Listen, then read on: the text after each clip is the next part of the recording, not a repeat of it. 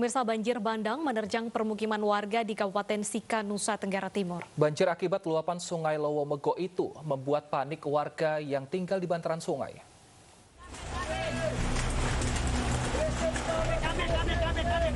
Derasnya arus banjir menghantam pemukiman warga di Desa Bera, Kecamatan Mego, Kabupaten Sika. Banjir bandang ini terjadi akibat meluapnya Sungai Lowomego. Derasnya arus banjir membuat warga yang tinggal di bantaran sungai mulai meninggalkan rumah mereka untuk mengungsi.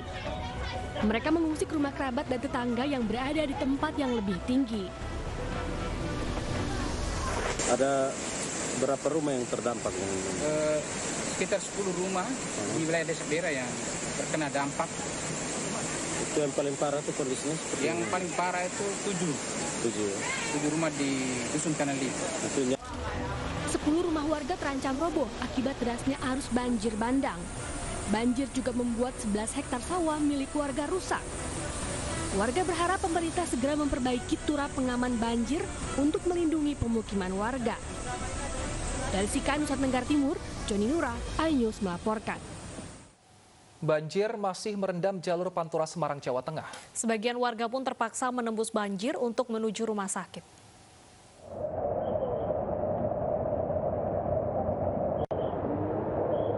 Sejumlah kendaraan besar ini mogok setelah nekat melintasi genangan banjir di Jalan Kaligawe, Kota Semarang. Agar lalu lintas kembali lancar, truk-truk yang terjebak banjir pun dievakuasi keluar hingga menuju jalur tol. Hingga hari ini, ketinggian banjir masih bervariasi antara 80 cm hingga 1 meter.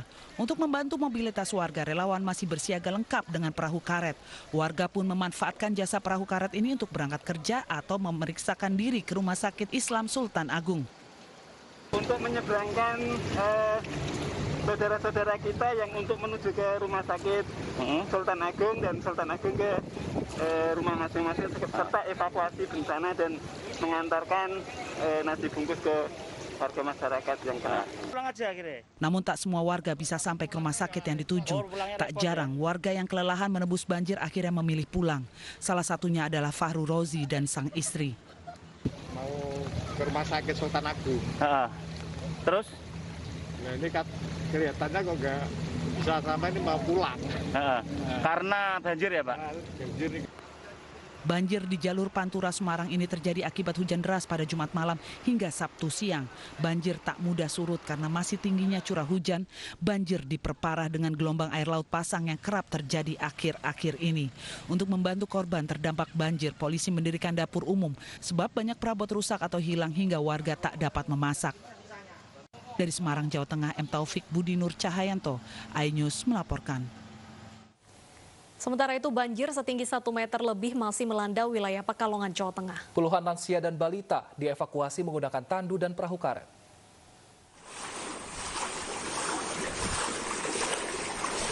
Dengan menggunakan tandu, sejumlah lansia yang tengah sakit ini dievakuasi oleh relawan dan aparat TNI Polri. Di lokasi lain, sejumlah warga juga dievakuasi dengan menggunakan perahu karet. Sempat menolak dan memilih bertahan di rumahnya. Akhirnya para relawan berhasil membujuk warga Desa Mulyorejo, Kecamatan Tirto, Pekalongan ini untuk mengungsi. Evakuasi berlangsung dramatis, apalagi ketinggian banjir masih bervariasi antara 50 cm hingga 1 meter. Tak hanya lansia, sejumlah ibu dan bayi juga dievakuasi ke sejumlah lokasi yang disediakan. Di hari kelima banjir ini memang banyak warga yang mulai terserang penyakit dan kehabisan stok makanan. Kita bawa ke SD Muhammadiyah Penjongan. Ada berapa warga yang baru dievakuasi? Itu sekitar 113 jumlah dari warga yang hari ini kita evakuasi ke sana. Hingga saat ini sejumlah pengungsi di Kabupaten Pekalongan lebih dari 5.000 jiwa. Mereka tersebar di sejumlah titik pengungsian. Di kota Pekalongan sendiri ada sekitar 3.000 jiwa mengungsi di stadion, sekolah, masjid, dan aula kecamatan. Dari Pekalongan, Jawa Tengah, Suryono Soekarno, iNews melaporkan.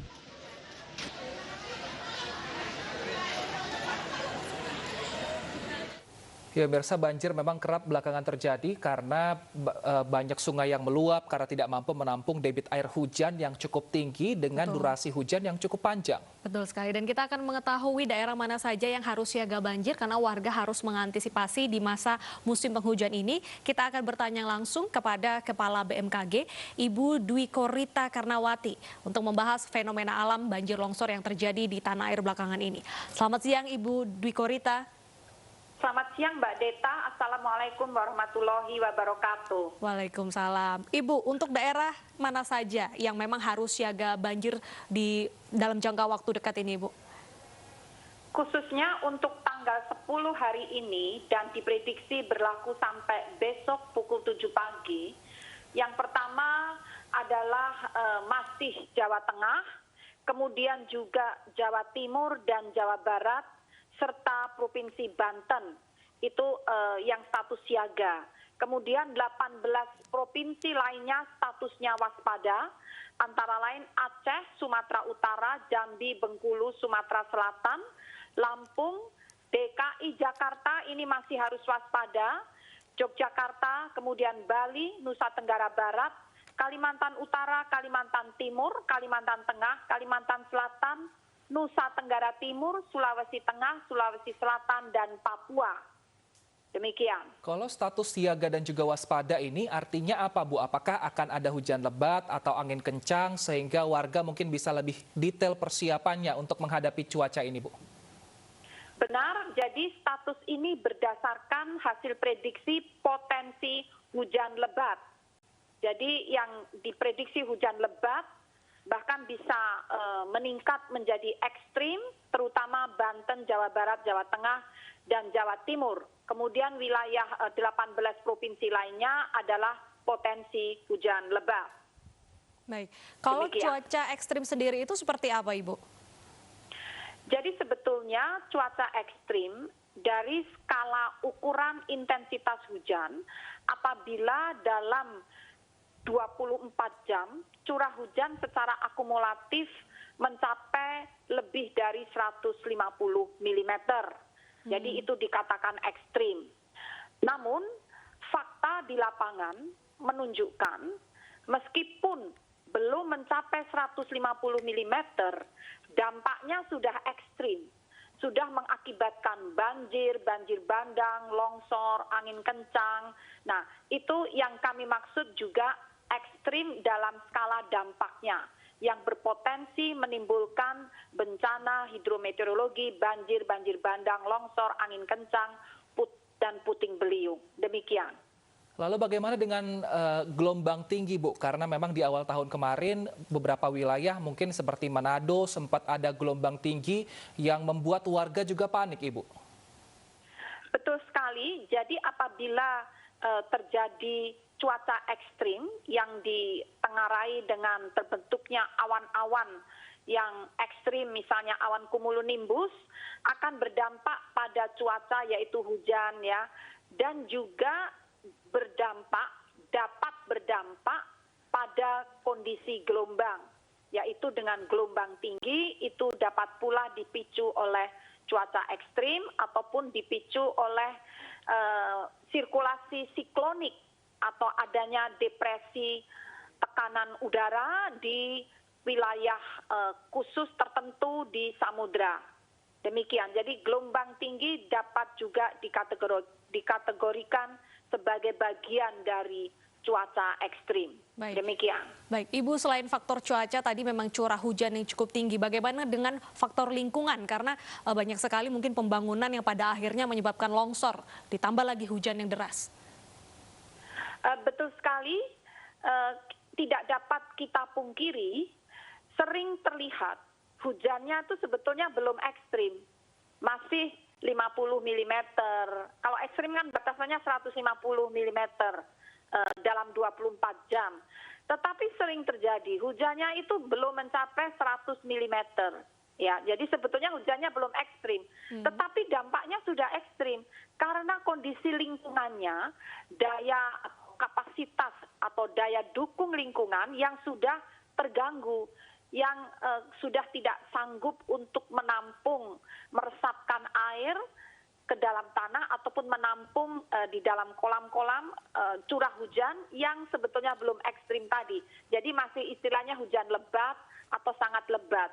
Jadi faktor lingkungan memang fakta di lapangan menunjukkan berpengaruh terhadap terjadinya bencana hidrometeorologi yang dipicu oleh cuaca ekstrim. Jadi cuaca itu pemicunya, lingkungan adalah yang mengkondisikan suatu wilayah itu rentan. Selain lingkungan juga sistem dan manajemen pengelolaan lingkungan tersebut. Yaitu bagaimana sistem manajemen tata airnya, bagaimana sistem manajemen perlindungan lingkungannya. Dan yang terakhir adalah faktor penghuni dari lingkungan tersebut, apakah benar-benar bersungguh-sungguh untuk menjaga lingkungan atau memelihara lingkungan tersebut. Jadi memang ada beberapa faktor yang di lapangan kita lihat berpengaruh terhadap terjadinya bencana. Oke, Ibu, ini sampai kapan mungkin cuaca ekstrim diprediksi terjadi dan bagaimana cara warga untuk mengupdate terus terkait dengan perkiraan cuaca terbaru, Ibu? Cuaca ekstrim diprediksi terjadi selama puncak musim hujan. Sebagian besar wilayah Indonesia mengalami puncak musim hujan sampai bulan Februari akhir dan Maret, ya. Dan bagaimana cara mengakses informasi? Yang pertama, install aplikasi mobile phone Info BMKG. Di situ akan selalu ada notifikasi informasi peringatan dini dan perakiraan cuaca. Kemudian juga follow sosial media Info BMKG dan laman BMKG, dan juga selalu memperhatikan apa yang disampaikan oleh pemerintah daerah ya di situ, dan juga melalui laman tadi, laman Info BMKG yang sudah kami sebutkan. Terima kasih. Baik, terima kasih Ibu atas informasinya. Masyarakat juga bisa ya terus mengupdate perkiraan cuaca sebelum akhirnya keluar rumah ataupun juga menjaga lingkungannya. Dan jangan lupa untuk yang update adalah harus informasi resmi dari BMKG. Betul sekali. Terima kasih Ibu telah bergabung bersama kami di iNews Siang. Kita ke informasi berikutnya pemirsa, di mana akibat cuaca buruk sebuah sekolah di Cirebon, Jawa Barat rusak parah. Atap dan ruang kelas ambruk akibat diterjang hujan deras dan angin kencang.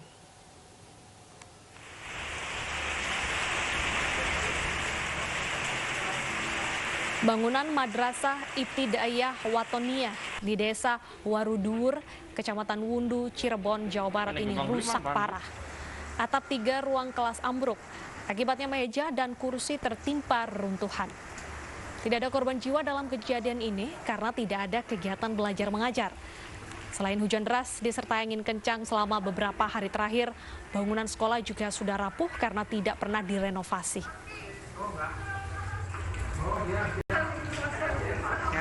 Keberadaan NI ini kena hujan, itu 3 lokal, yakni kelas 5, 6, dan kelas 1. Dan sudah kami ajukan informasi ini ke Kemenak dan juga Basnas Kabupaten Cirebon. Ya, ini kondisinya sejak tahun 1991, informasi dari kepala sekolah belum mengalami perbaikan atau rehab. Ya, mirsa, sekolah ambruk juga terjadi di Kampung Babakan Jeruk, Desa Singajaya, Kecamatan Cibalong, Tasikmalaya, Jawa Barat. Ambruknya bangunan sekolah akibat pergerakan tanah. Sebanyak 7 rumah warga juga rusak, dan karena takut seluruh penghuni rumah kini sudah mengungsi. Pergerakan tanah terjadi setiap hari sejak seminggu terakhir. Akses jalan juga sudah tidak bisa dilalui oleh kendaraan roda 4. Tidak ada korban jiwa, namun warga diminta untuk hati-hati dan tetap waspada.